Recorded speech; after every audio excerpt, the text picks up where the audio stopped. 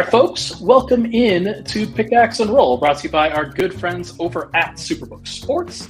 I'm your host, Ryan Blackburn, at NBA Blackburn on Twitter, part of the Mile High Sports Podcast Network, and I am very excited to come back to you on this Monday night as we get to talk about Summer League. We get to talk about the Nuggets. We're going to do a little bit of stock watch on all of these prospects and different players that are just, I think, standing out in various ways and should be pretty good. I'm looking forward to it for sure. Hope everybody's having a great day. Thank you so much for hopping in. I really do appreciate it. I know that this is going to be a pretty regular time slot for me going forward. We've got the Let's Talk Broncos crew going from 6 to 7-ish. I think it might not be a bad idea for me to go from like 8 to 9, somewhere in that vicinity. I like going later anyway. So thank you so much for tuning in. Appreciate all the love and support on the podcast. As always, make sure to rate, review, and subscribe to the podcast if you can. And especially if you're watching on YouTube here, make sure to give this a like and subscribe to the channel. That will obviously help us out a ton on that end.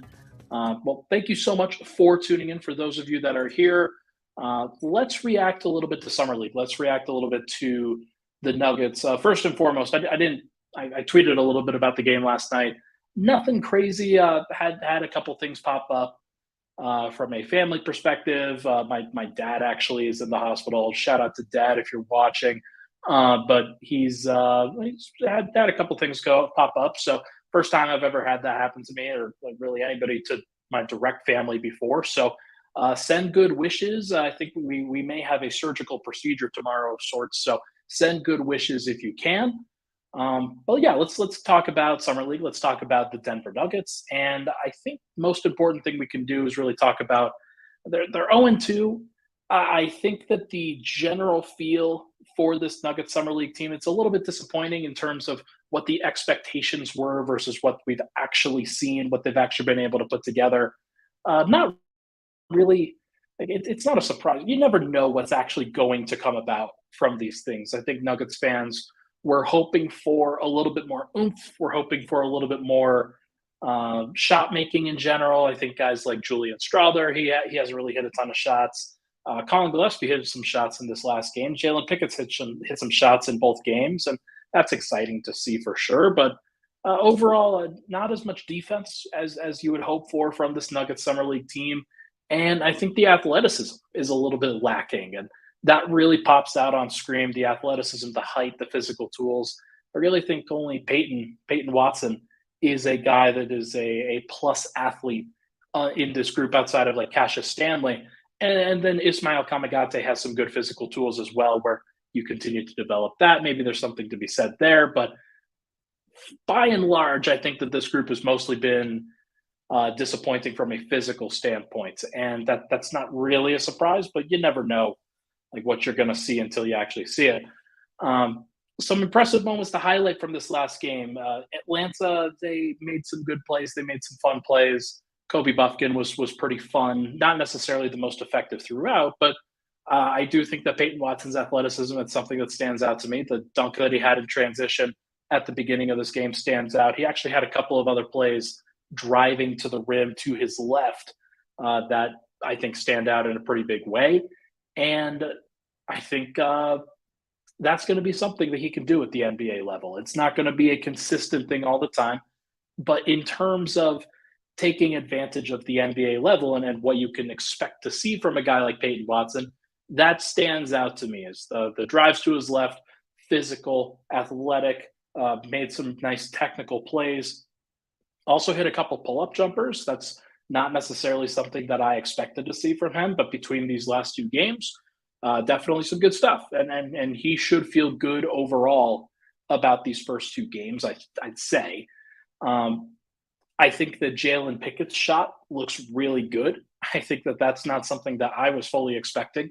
Jalen Pickett, I thought that the overall athleticism would limit him a little bit more from the offensive standpoint. I didn't expect it to be perfect, but I think he's done pretty well. I think he stood out in some good positive ways, and it's not all like it's not easy stuff from him. Like he's had to work for a lot of his buckets, but he also takes advantage of the space that he can create. And some of the actual step backs that he's had have been really good. Some of the actual moments that he's had some defensive plays that I think stand out. He's had some nice passes, setting up some teammates, whether they hit the shot or not. But he looks pretty good from that standpoint. And then Colin Gillespie, I think, got in on the action a little bit yesterday. Recording this on Monday night, obviously. The game happened on Sunday. Colin Gillespie stood out in a lot of impressive ways on the offensive end, just from a shot-making standpoint. He was very shot-ready. He was impressive on that front. He just didn't make shots in the first game. The way that he pulled up from three, I think, is one of those things as a guard, especially a guard that doesn't have a ton of athleticism or size with him. Like, he's got to be able to hit the pull-up three. So this is kind of a prerequisite thing in terms of can he handle certain stuff, but it was good to see that he could do that. And I think that's one of those things that stands out to me for sure. And then unfortunate plays that we should also probably highlight. Peyton Watson had 2 rebounds total. He had 0 steals, 0 blocks in this last game. And I think outside of the actual scoring, which he did some good scoring in this last game, it was good. But outside of the scoring, he was pretty disappointing. And that's not something you were hoping for, of course. It's not something anybody was hoping for. But I thought from an actual production standpoint, from an impact standpoint, where he's helping out, where he's making plays, he's in the right place, he just didn't really do as much of that as he had done in the first game. And maybe that was going up against AJ Griffin as opposed to going up against Marjon Beauchamp. Like, all of those guys in the same draft class drafted on the wing. And it was very interesting to see where those 3 were at. I think that all 3 have really interesting tools. AJ Griffin looked pretty good. He looked very comfortable. I think that Marjon Beauchamp from the first game for the Milwaukee Bucks, he looked a little bit erratic, but definitely somebody who, once he gets rolling, can be helpful. I think that Peyton, the vision with him is that he's this consistent defender who can always make these flash plays. But he didn't make a lot of those. He actually didn't make any flash plays outside of the dunk in this last game. And so that's something that if the flash plays aren't there, you have to be able to fall back on some substance. And he grabbed 2 rebounds as the power forward. That's just not good enough. Denver's been outsized in each of these last couple of games, and they've got to find ways to be a little bit more physical. And I know that, like, Colin Gillespie's taken some flack for that. Kamagate's taken some flack for that. Everybody deserves a little bit of flack, especially if you're the power forward and you grab 2 rebounds. It's just my opinion. I think that Strawther not hitting any shots, it's not really you either hit shots or you don't. He looked like the shot looks good. It looks comfortable. It's hard to really tell whether he's actually going to be able to hit those in the most important moments, but that's something that I'm at least watching going forward. And then Ismael Kamagate is the other guy that, from kind of an unfortunate standpoint, and I guess Colin Gillespie, we could talk about him a bit. Ismael, he looks just undersized out there, and he's not actually. And that's kind of an issue. That's one of those things that stands out when you're watching him. I'm like, okay, so you're this 6'10", 6'11" center. You've got these plus physical tools. You have all of the capability to be able to dominate on the glass or dominate in these helpful departments, and you're not really doing any of it. So what's going on? What gives? And like, Denver's been killed on the glass in each of these last 2 games, and I think the center has to take the most responsibility for that. Power forward probably the second most. And I think that Kamagate looks a little bit he looks a little bit underwhelming from a physicality standpoint. And that's not super great for somebody that, okay, this is their second year now coming back to Summer League. Now, what I will say, and in his defense, not as much individual development is going on at the European levels. Like, they are mostly all about team. They're mostly all about what's not going to get the coach fired, and what helps get the coach promoted and not fired is playing the veterans and doing everything you can for wins in the short term. So I'm not really surprised that Kamagate looks a little bit slow on the draw, but I do think he's going to need another year. He's going to go back and he's going to play EuroLeague. We will see if that can help toughen him up be a little bit more physical in general. I don't know if that's what's going to happen, but if he can handle the EuroLeague a little bit better, then I think that will make him a little bit more ready for the NBA level. And then Colin Gillespie just looks very underwhelming physically as well. Always have to remind yourself that he's coming off of a broken leg. He's coming off of a situation where he could not get better physically. He was just recovering. It's not about getting even stronger. It's not about getting even better. I think that it'll be a process. And he looked even better like in this last game than he did in the first game. So I think by the end of Summer League, I might have some different takes in general. But in terms of stuff that's actually going to translate, I'm a little bit worried about him from a getting separation, maintaining an advantage, also closing space defensively kind of situation. I don't know if he's going to be able to stay in front of people on the defensive end, and that kind of is scary when you're a point guard, because if you can't stay in front of the point guards, that means you're going to have to guard twos, and the twos are bigger than you, and that's just going to have to be something that he struggles with. So we'll see if he can continue to get better with it over time, but that's something that I want to watch. Most important takeaway for me, though, is Hunter Tyson. I don't know what I was expecting from Hunter. I don't know whether the actual defense was going to be I thought that would be a pretty big weakness. And there are some aspects of it that are. But I do think that Hunter has looked really good on both ends of the floor, just from a knowing what to do kind of standpoint. He's not slow on the draw that much, other than closeouts, which I've noticed that a couple times. He kind of sags into the paint a little bit, and he'll close out a little bit short. That's pretty common for a lot of people, especially new players reaching the NBA level. But I do think that he has more skills than I thought that he did. I think that he's not just this spot-up shooter. He's not just a standstill kind of guy who spaces the floor for other people and can't really do that much else. He can do some other things, and he takes on those defensive assignments with a little bit more aggressiveness and a little bit more consistency and desire, and then what's the word I'm looking for? Confidence.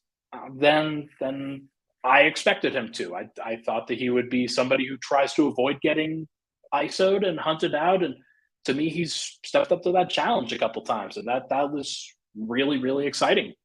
I think if you're a Nuggets fan, he's the guy, obviously, that you're looking to as the biggest pleasant surprise. So when we do stock watch in the next segment, he's going to probably be the main guy with the stock up. So we'll have to talk about that for sure. But I'm impressed with Hunter. I think that he's a player. I think that that's something that I didn't expect. I didn't know whether he would actually be that, because he was just so far off of so many draft boards that not really expecting him to be that level of guy. But showed out at the combine. Looks like he's improved. Very competitive player. And sometimes you just need the right mentality and the right skill set to get better when you're entering the league. So who knows? Maybe it becomes something of a stalwart for this Denver Nuggets rotation down the line. We don't know yet. It's only been 2 games of Summer League, so we will just have to see. But I do think that Hunter Tyson, at least it's exciting for Nuggets fans to say, hey, he might be a guy. He might be a guy. We thought that it would be Jalen Pickett. We thought it would be Julian Strawther. Turns out maybe it's Hunter Tyson. Maybe he's the guy that everybody should be excited about. So we'll see. Still got plenty of time. But for now, let's take a break. When we come back, we are going to do Stock Watch with the entire rostered group. But first, everybody, this podcast, as you know, it's brought to you by our good friends over at Superbook.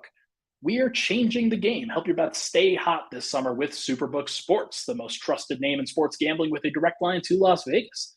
And now, when you use promo code MileHigh, you can earn up to $250 when you hit on your bet. They will match all that, win or lose. Superbook will match your first bet up to $250, courtesy of Superbook. Visit superbook.com for terms and conditions, and make sure to download the Superbook Sports app. Enter that promo code, and you can get $250 courtesy of this company, Superbook Sports. Why did I say that? Gambling problem, call 1-800-522-4700. We will be right back on Pickaxe and Roll.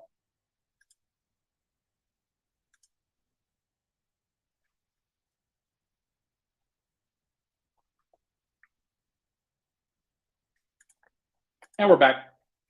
Pickaxe and roll. Ryan Blackburn here. Thank you so much, everybody, for tuning in. Appreciate all the love and support on the podcast. As always, it'd be awesome if you could rate, review, and subscribe to the show. That would really, really help. Got a couple comments here about Christian Brown. CB didn't make shots last year in SL, but he was fine. It's all about the process for Julian. I do agree with that. I think that that's something that I'm going to talk about in the Stock Watch segment portion. Then Josh Freeze, he says, CB was still good on D in Summer League, though. No one on the Nuggets has impressed me on the defensive end this year. Hopefully it's just the scheming and communication issues and not the players. That's always the question, right? That's always the question of what these guys are, like whether it's a problem that they're not excelling on the defensive end, or if it is it's just part of the issue with Summer League. That's part of the process where you don't know what the communication issues are looking like. You don't know, hey, are you like a little bit slow on the draw when it comes to the rotations because you're slow on picking up the playbook? Is that just because it's Summer League and you've had a week to really absorb the thing? Or is it because of something else? And then because you're just kind of slow on reading the game. And so that's always the balance that I think this Nuggets team has to figure out. But what I will say is that given that this is an older group with this Nuggets team, I expected them to be better. I expected them to win some games. I expected them to handle their business a little bit better, to make better defensive reads, to stand out a little bit more as a connected group. Because if you're an older group that has a lot more playing experience, then technically you should, not technically, but I think it's a good expectation that you would be better. So I don't want to sit here and be like, oh man, it's a horrible thing that the Nuggets are bad at Summer League. They're not bad. Like they've lost by a few points here, a few points there. But we'll see what happens for the rest of the games, whether it's a consistent thing or if it's just an aberration. And maybe they go 3-2. Maybe we'll just have to see. But for now, let's do Stock Watch. Let's talk about each of these individual roster guys. I wanted to just share some general points on these players and maybe get into some of the nitty-gritty details. But again, I don't want to overreact on this. And doing a Stock Watch kind of podcast, one of the reasons why I'm doing this is because my next pod will be after the game on Wednesday. And I would rather kind of do this now in kind of the gap as opposed to waiting for that third game, because that might actually change the opinions even more. So let's do it now. Let's just take some stock of these guys. And I think starting with Peyton Watson, I think it's easy to go pretty even on Peyton Watson stock. He hasn't showed me anything that I didn't expect to see. And I think if you're a Nuggets fan, part of you is thinking, okay, 186 minutes during the regular season last year, but he looks so good at the end of it. It's pretty unfair, I think, to expect him to look like one of the best players at Summer League.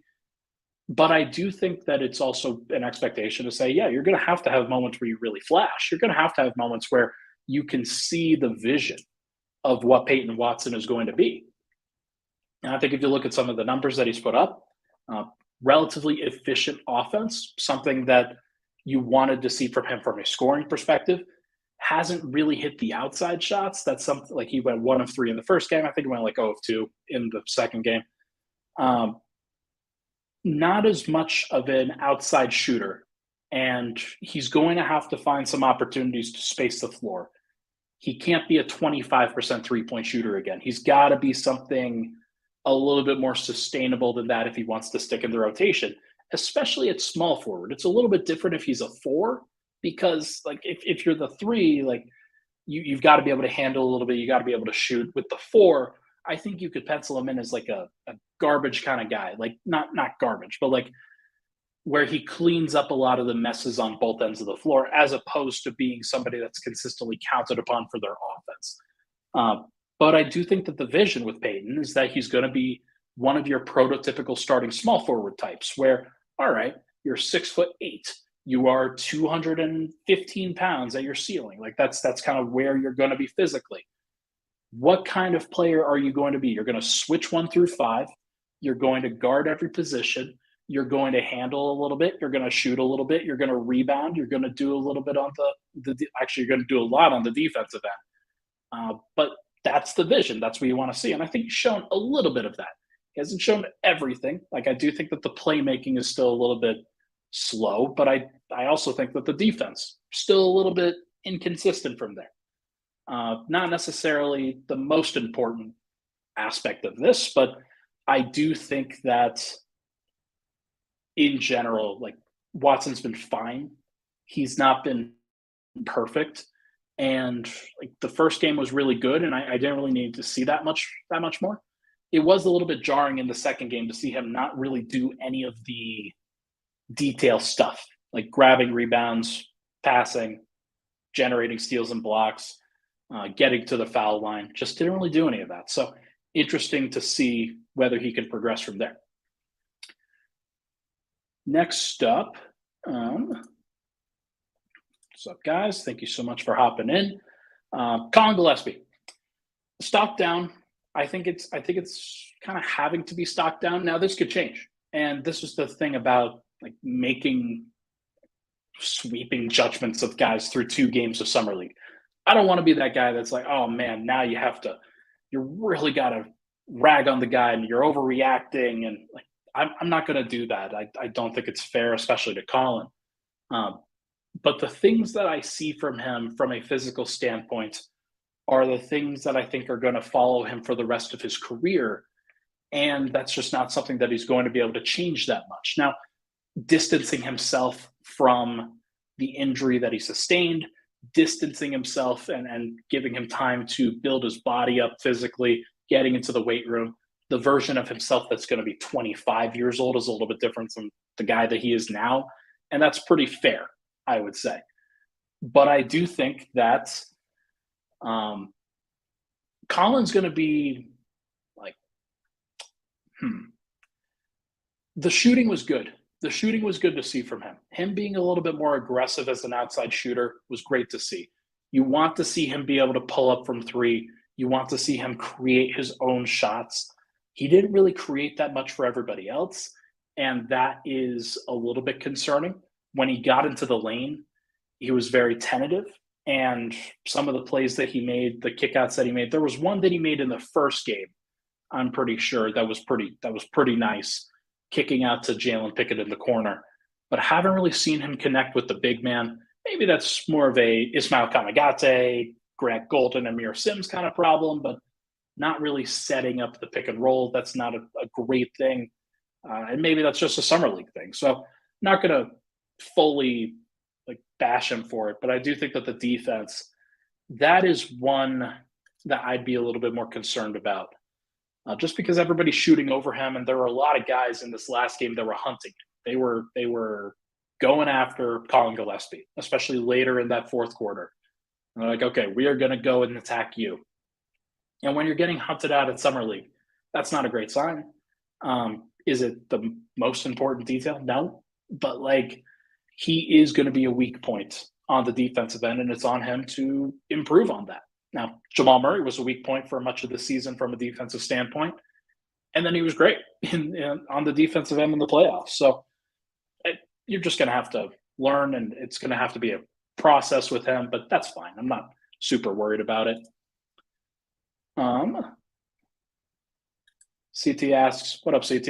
Is Gillespie on a solidified deal right now, or is that just the assumption? He is on a solidified deal, although I have seen some conflicting things from Spot Track and their actual like sheet that they have, their cap sheet. I thought that it was solidified. Them having it a different way, I think, is a little bit concerning. But now that Denver's solidified all 15 of their roster spots, like, I'd be shocked if they went a different direction than Colin. Like, it just doesn't seem like the way that they would do it. But who knows? Maybe they do. Maybe they decide to go a different direction. But going to be interesting.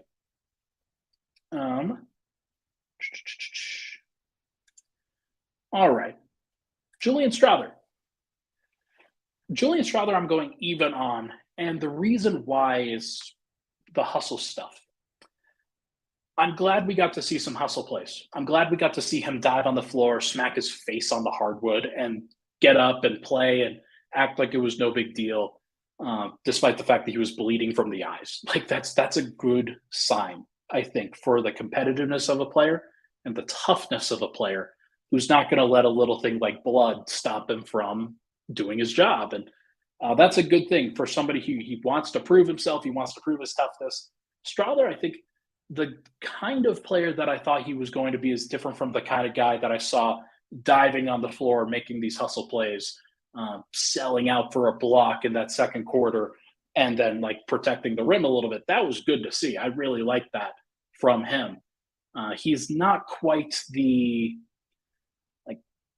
I kind of see a lot of that guys in that player type, the shooting guards, the gunners, the players of that nature that are really there for the offense. I see them as the wide receiver type divas in a lot of ways. And I don't think he's that. I don't think he is. I think he wants to be tougher than that. I think he wants to be more gritty than that. And that could be boiling it down a little bit too much and like casting my own aspersions onto some player that when it shouldn't really be that way. But I did like how he competed. And what I didn't like was the actual jumper not going in at all. That's definitely not something great. I also think that he's not doing enough stuff on the offensive end outside of spacing the floor. And that could be a byproduct of Summer League. That could be a byproduct of the actual like situation that he's in, where he's got 2 point guards that he's playing next to, and Peyton Watson wants to showcase some ball handling skills. And when Julian Strawther's out there, he's going to space the floor from 27 feet and be happy with it. I do like the defense that he's played for the most part.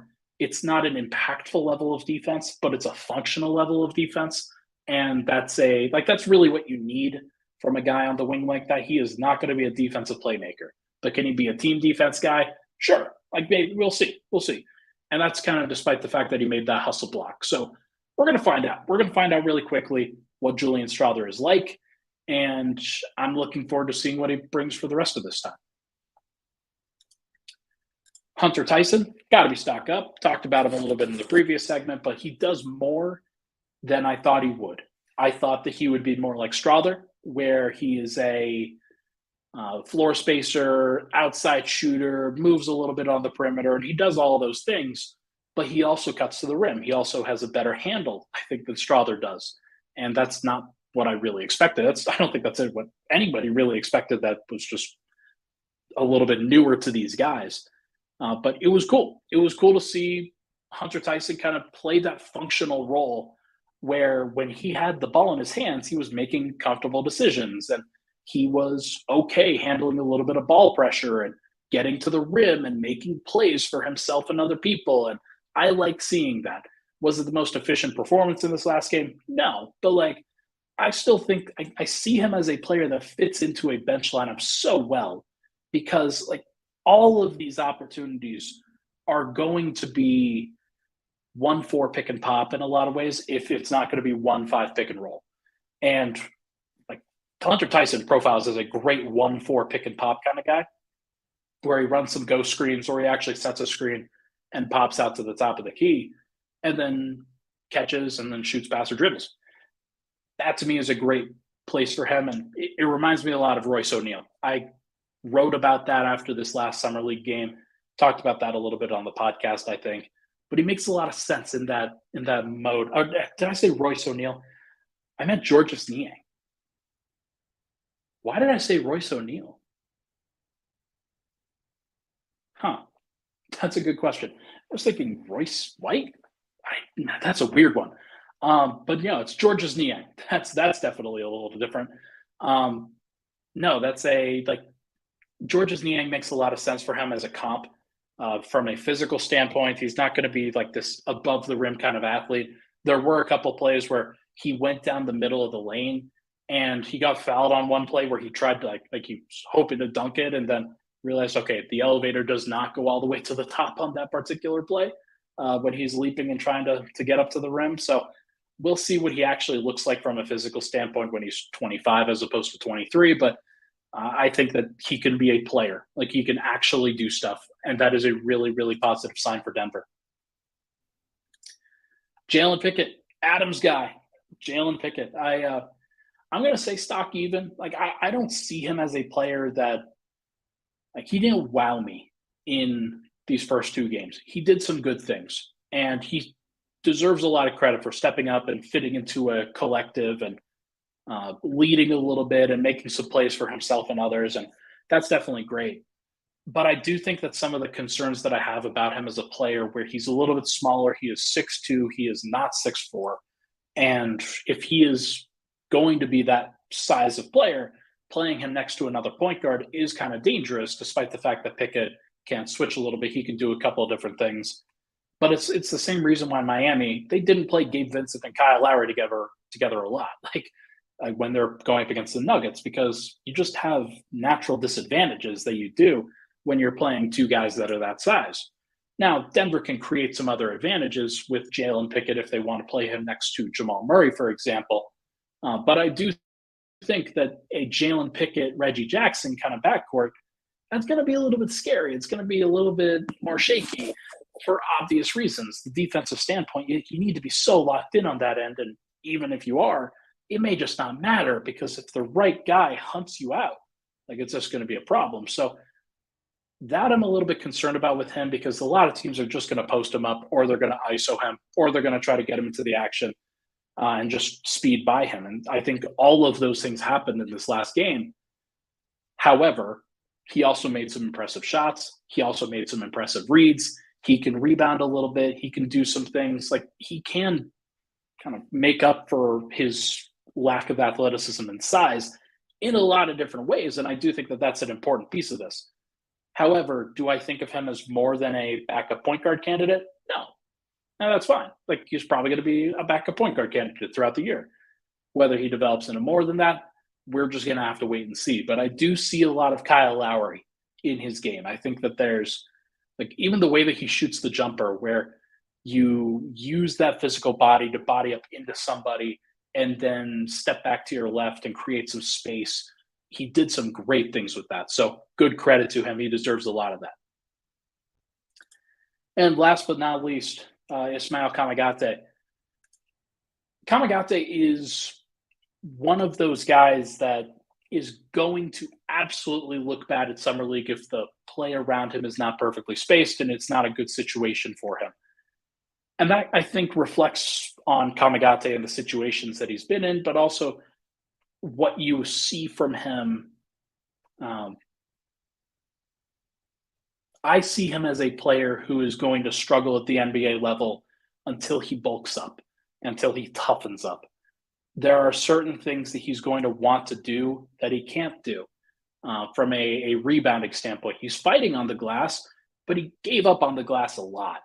And that's not a great sign to me for a player who, like, you want him to be your guy down the line. You want him to be your backup to Nikola Jokic. Can he handle that physically? Can he handle that, the opportunities that he's going to have? Maybe he can. Maybe he can. I think the vision with him is that you could play him next to Nikola Jokic a little bit too, where you've got a bigger center who can slide over to the power forward because of their athleticism and their agility, and maybe play him in like a Robert Williams kind of role. I don't think he's that level of athlete either. So we're learning a little bit about Kamagate and some of the things that he can and can't do.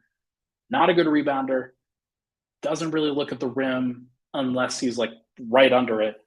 And like, he just doesn't really do a lot to take advantage of the physical tools that he has. So I'm a little bit down on him. I'm not going to lie. Like, I don't want to belabor the points, but I don't think that he's ready. And so if you're the Nuggets, you're probably going to send him to EuroLeague, and you're probably going to say, yeah, this is what we're going to do, as opposed to trying to develop him in the league right now. You want him to be ready when he actually does come over, and I just don't think that he's there. So we'll see what he ultimately ends up becoming, but I would just say that, like, yeah, we will see. We will see. Luke McClure just says, as an Iowa State alum, I am required to let you know that the S in George Niang is silent and is just pronounced like George. Interesting. I did not know that, because I've heard them talk about him on the broadcast, and I thought they said Georges. Okay, George Niang. We will get to that. There you go. Perfect. All right. Let's take a break. When we come back, we are going to go around the league. Not too much more to talk about with Summer League. Just they've only played a couple games. We will see a little bit more, but I wanted to get onto that in a couple of different ways. But now we're going to go around the NBA. We're going to talk about the Damian Lillard trade saga and NBA 2K ratings. Why? We'll be right back. Hi, I'm Sean Drotar. This is Sandy Clough. Make sure you catch us from 2 to 4 p.m. every day on Mile High Sports, especially now, Sandy, as the Nuggets have the best chance ever to win an NBA title. It's basically all Nuggets all the time at the present time, but we talk all sports from 2 to 4 every day. That's right. Every team, every day, right here at Mile High Sports. I'm going to record a new commercial with these guys. I think that's going to be at the top of my priority list for this upcoming week, because we are definitely going to have a lot to say. All right. 5555-ish says, talk about the NBA 2K ratings. And did you see the Jamal tweet? No, I did not. Should I go look at it? Should I be concerned? Whenever you see a player tweet, whenever you see anything like that, that's a little bit concerning.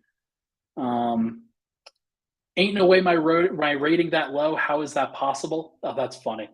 Okay, so Jamal tweeted while I was live. He's talking about his 2K ratings. I don't think – okay, so I actually got the inside info on this one. I think Ronnie 2K, who does the ratings, and he works with a couple of other folks, for this all-important topic that I'm now here. Now we're going to talk about. We're just going to do this right now. They didn't actually release the ratings. I think that there's going to be some differentiations after Summer League.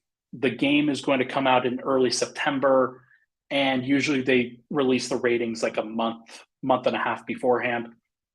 It's not quite there. So this is the all-important stuff. Apparently the screenshot had Jamal Murray as an 84. But I do think that that's going to change. Like, there's no possible way that they could rate him at the same as Cade Cunningham, right? Like, there's just no way after watching him in the finals. Like, I would have Jamal as like 88 to a 90-ish, but that's all this is. Like, there's nothing big about this.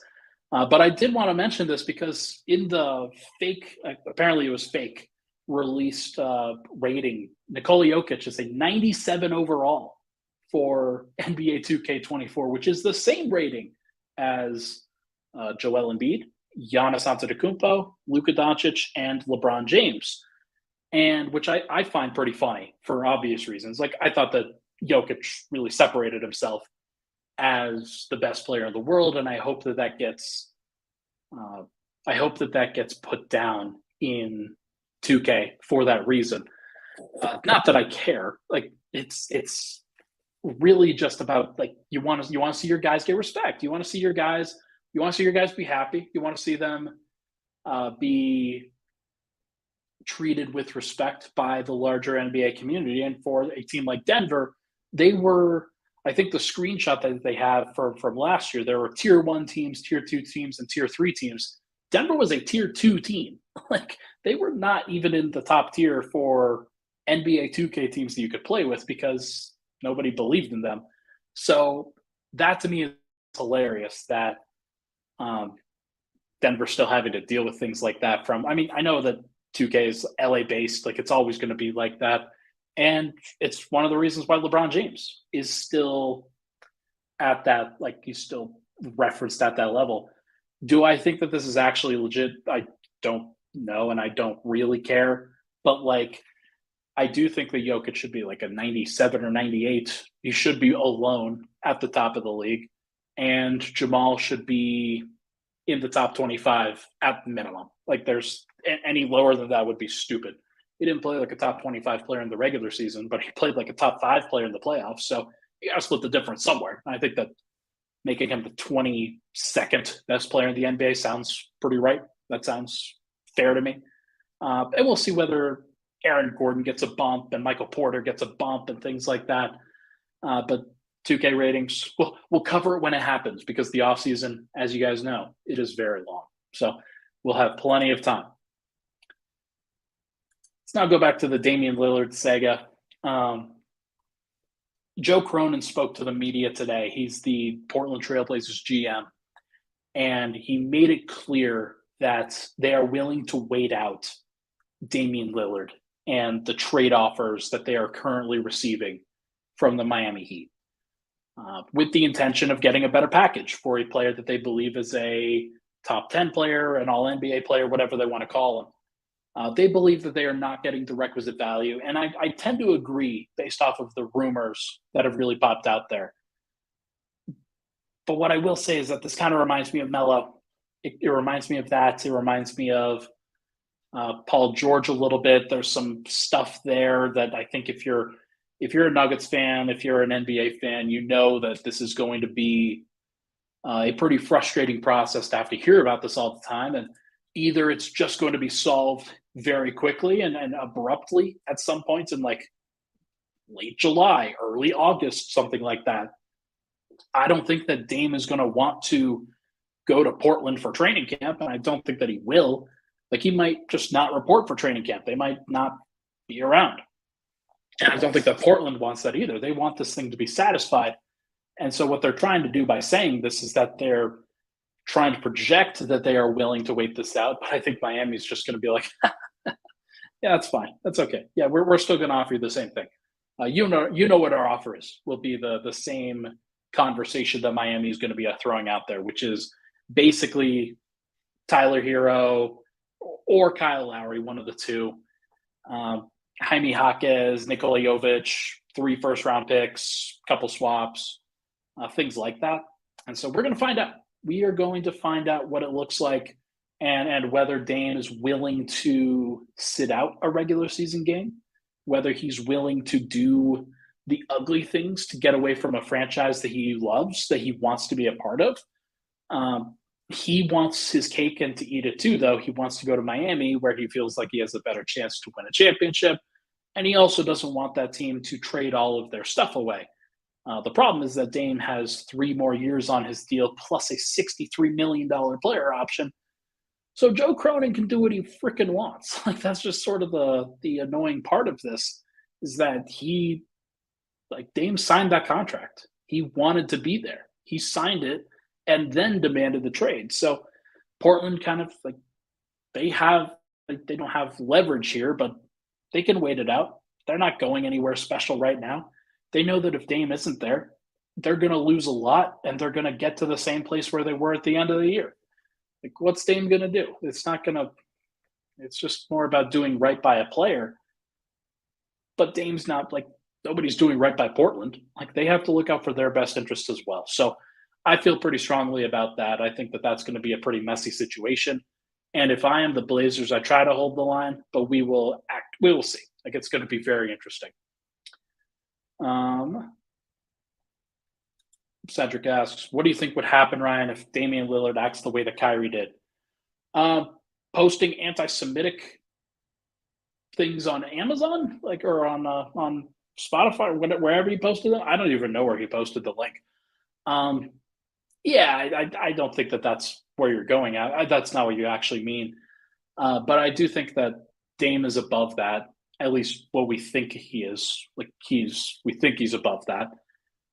I also think that he's probably feeling a little bit of pressure right now to get to where he wants to go as soon as possible. So going to be interesting to see whether he can sort of hold his own line there and keep up with that. But I am very curious to see what that actually looks like. So we're going to find out. We're going to find out real quick just how far the moral compass is willing to go.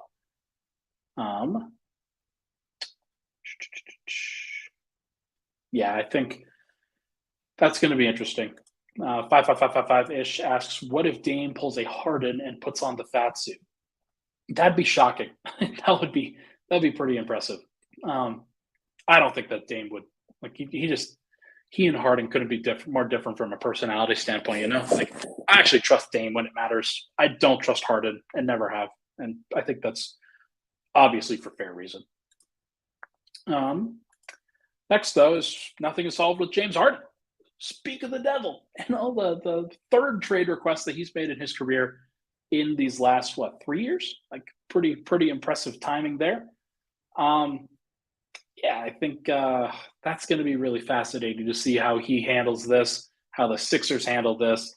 They're putting on the face of like, it's fine, we're good. We'll actually we would love to have James around. He's on the 1-year deal. We'd love to keep him around. They also don't want to lose James Harden for nothing, and that's part of what Daryl Morey that was his entire thing with Ben Simmons. Although Ben was on a massive 5-year rookie max extension, Harden, it's a little bit different. Like, you want to maximize Joel Embiid's prime, you want to maximize his window with Philly. And the best way to do that is to trade Harden so that you can capitalize on that value, especially if Harden isn't going to be the guy that gets you over the top. Now, the problem is that you're probably going to trade Harden and you're going to get worse, because Harden during the regular season did a lot of great things that you need, did a lot of things that are very important. I think that Maxey is probably ready to step up in some ways as a facilitator, as a playmaker. But if you trade Harden, you need somebody else who can do a playmaking. So, like, maybe they don't have to be a guard. Maybe it doesn't have to be Dame or somebody like that. But I do think that it has to be somebody who can handle the pick and roll and who can set up Joel Embiid and can at least let Tyrese Maxey be a secondary creator as opposed to a primary creator. So going to find out what they actually prioritize, what they actually want. But with Harden, like, I don't know where he's going to be. I don't know what he's going to look like. That's going to be very interesting.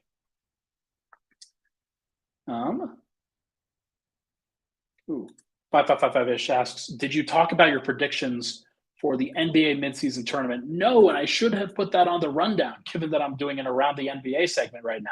Let's do that now. In-season tournament, Denver's going to be in Group B, I think West B. They are spreading out the conferences, and they're kind of mixing things up, and they did it by seeding. Basically, they were like, okay, here's number 1, number 4, number 7, number 10, number 13, basically. And for Denver, they at the top of their particular conference, and they play another team that's in the 4 to 6, another team that's in the 7 to 9, another team in the 10 to 12, and another team in the 13 to 15 range. And you're going to do group play, and the group play is going to turn into elimination play. That eventually turns into a tournament in Las Vegas, and the winners of that get $500,000 each.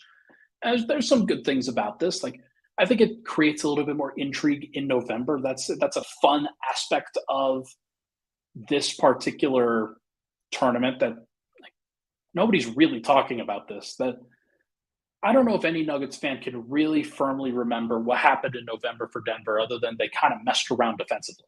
Like, I cover the team, and I struggle to think about the home games that I attended during November, because there weren't a lot of them. There were a lot of road games during that stretch. But I do think that for Denver, this is a good thing. Like, it's nice to have something to really center yourselves around. Denver's probably not going to try. They're probably not going to try to win this thing, but who knows? Maybe there's a team that does take it seriously. And I think the most important thing that the NBA really needs, they need the regular season to matter in some ways. And even if it's not like the rest of the games during the regular season, what about the in-season tournament? Why not? Why not? Let's see what happens at the beginning of the season, and let's see what happens with your group. And if there are 4 or 5 more games that you take seriously, then why not? Why not see? Let's see what actually comes of it. I'm very curious to see what this actually looks like and how it actually plays out in practice. There will be games on Tuesdays and Fridays, and that's kind of cool. That's kind of a fun thing where they're going to be the tournament games. Now, what I don't know is that during that stretch, are there also games on like Monday, Wednesday, Thursday, Saturday, Sunday, where nothing is going, or like where other games are going on? Or is it just going to be like Tuesdays and then Wednesday and Thursday are off across the league? I'm kind of curious to think about. I'm not sure what it's going to look like. Are they just going to take breaks for the rest of the time? Doesn't strike me as the right way to handle it. My guess is that what they're going to do is they're going to also play on Mondays and Wednesdays and Saturdays and Sundays. But those games just aren't going to be the ones that count towards this particular tournament. So going to be interesting to see how they design the schedule. I'll be looking at that closely. That's one thing I actually take a strong interest in, is how the schedules are actually going to be designed, what the logistics of that are going to be like. And does that set up certain teams for success? Does it set up certain teams for failure in that certain stretch? And because our team's going to care, are they going to send people to? Are the Nuggets going to send people to Dallas, or is that even the team that's on their schedule? I think New Orleans is the team that's in their bracket. Are they going to send somebody to New Orleans, like their players to New Orleans, if it's a back-to-back that they have to play because they're sandwiching in games there? We're going to find out. We're going to find out what it looks like, and I can't give my firm predictions or expectations for it, but I do like that they're trying stuff. I think it's like the play-in tournament has turned into something good for the NBA. And I think it was met with a little bit of confusion. It was met with a little bit of disdain for changing the regular season. But I do think that this makes sense. So we're going to find out. Would it have been better or more interesting if the groups were not conference locked, but the groups had a mix of both East and West teams? Maybe. The problem that you run into is travel and the potential to have some problematic travel schedules where, let's say, Denver has to go to Miami and then they have to go back to Utah or something like that. Like, it's just not a great logistical thing to mix up the conferences like that. So I'm not surprised that they did it this way. It also, I think, makes it a little bit easier to build the schedule if you just focus on conference play during this time. And then there are other times where you can focus on the non-conference play. Like, for example, the way that the MLB does it, like they have interconference play, like consistently. And that would be kind of a cool thing for the NBA to work in. It's like, hey, for these next 3 weeks, you're going to only play interconference games. Like the West is going to play the East is going to play the West. There are bragging rights that kind of go into that. They're going to design it like that. Could feature Lakers versus Celtics, could feature Nuggets versus Heat.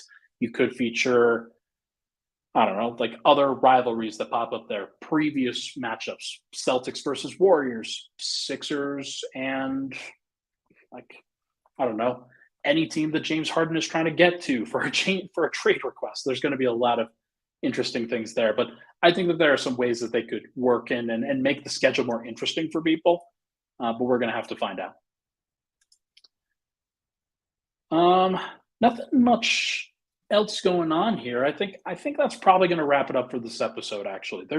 I was going to talk about Wembanyama. Good to see him as the second. Like, the second game was much better than the first, just from a comfortability standpoint, consistency standpoint. He made some amazing plays and deserves a lot of credit. So I want to note it on this podcast that I am not just a hater. Like, I actually did want to credit him for being a little bit better. But we will see what actually happens. But for now, I think that is going to do it, everybody, for this episode of Pickaxe and Roll. Thank you so much for tuning into the show today. I appreciate all the love and support on the podcast. I'm going to have a lot of fun. Is that yeah, I think that's playing in the background. Had a little bit of concerns there, but thank you so much, everybody, for tuning in to the pod. I appreciate all the love on the show. I'll be back on Wednesday.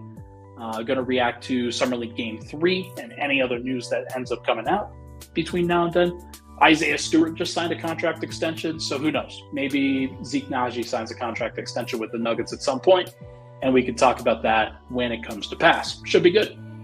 Thank you so much, everybody, for tuning in. Appreciate all the love and support on the podcast, as always. We'll talk to you guys very soon.